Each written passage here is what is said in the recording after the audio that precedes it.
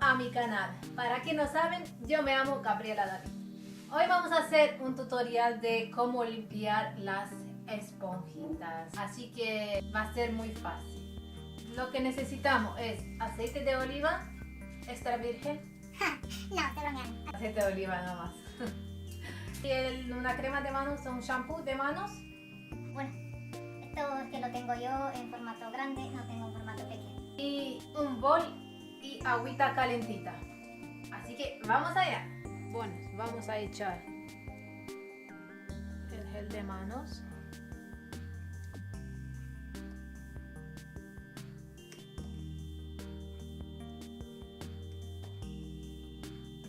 Y el aceite de oliva.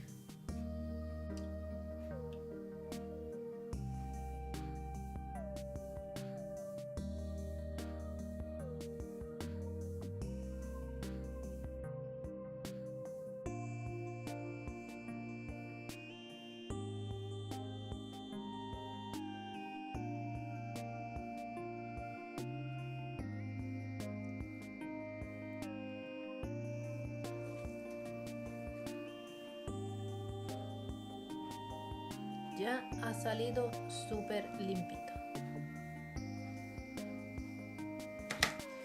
Lo metemos en la segunda agua.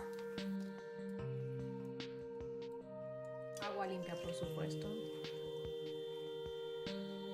Y ya está.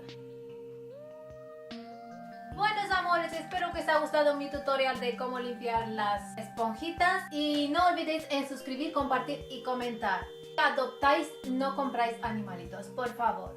Hasta la próxima.